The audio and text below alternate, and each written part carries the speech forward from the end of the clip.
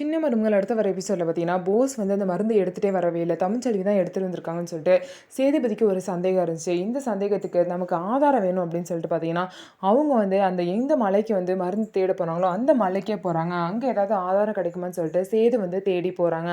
அப்ப பார்த்தீங்கன்னா, சேது அங்க தேடி போறப்ப, அங்க 2 மலைவாசிங்க நடந்து வந்துட்டுருக்காங்க. ஒரு பொண்ணும், ஒரு பையனும் நடந்து வந்துட்டுருக்காங்க. அந்த பொண்ணுகிட்ட வந்து சேது வந்து கேட்குறாங்க, "இங்க மருந்து எடுக்கிறதுக்காக ஒரு பொண்ணு முன்னாடி வந்துச்சு. நீங்க பார்த்தீங்களான்னு?" கேட்குறாங்க. ஆமா. ஒரு பொண்ணு வந்து கஷ்டப்பட்டு மருந்த வந்து எடுத்துச்சு. எடுத்துட்டு போயிட்டுருக்கும்போது, ஒரு ஆள் வந்து அந்த பொண்ணு தலையிலேயே பின்னாடி அடிச்சு, மயங்குனதுக்கப்புறம் அந்த மருந்த எடுத்துட்டு போயிட்டான் அப்படின்னு சொல்லிட்டு, அவங்க வந்து பார்த்த விஷயத்த சொல்றாங்க. இத வந்து சேது ஒரு ஆதாரமா எடுத்துட்டு, இது ஒண்ணு போதும். போஸ் கல்யாணத்த நிறுத்து. அவனுக்கு அந்த காச வந்து கிடைக்க விடக்கூடாது அப்படின்னு சொல்லிட்டு, வேக வேகமா பார்த்தீங்க அப்படின்னா, சேதுபதி வந்து போறாங்க.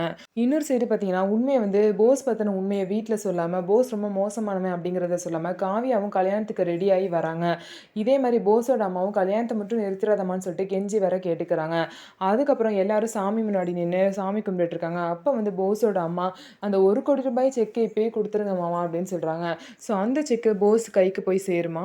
இல்ல அதுக்குள்ள சேதுபதி வந்து உண்மைய சொல்லி, அந்த செக்க வந்து போஸ் கைக்கு போக விடாம பண்ணிருவாரா?